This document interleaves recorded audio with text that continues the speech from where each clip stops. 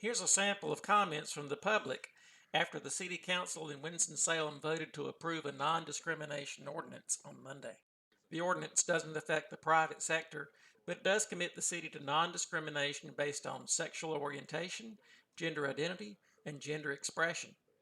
This ordinance will make Winston-Salem a more welcoming place to live, work, and play, especially if it has a robust enforcement mechanism and is extended to include the private sector.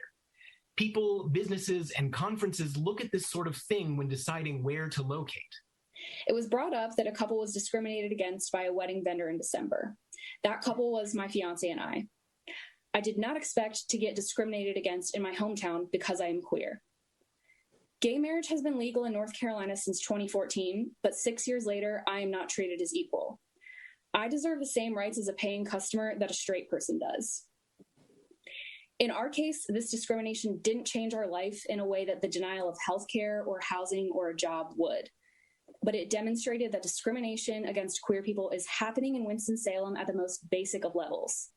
A comprehensive policy with an enforcement mechanism to protect the LGBTQ community is so valuable and will show queer people in Winston-Salem that we are free to exist here, to work here, to love here, and to live here. And I also wanted to urge enforcement mechanism and really deep thought about pushing the private sector over the next 100 days.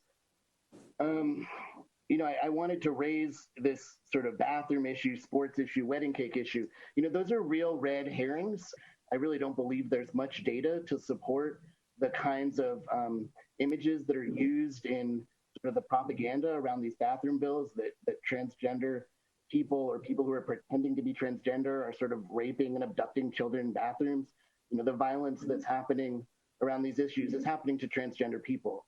And, that violence, whether it's to youth or adults, is happening in part because of these kinds of stories that are told. I'm Wesley Young, reporting for the Winston-Salem Journal.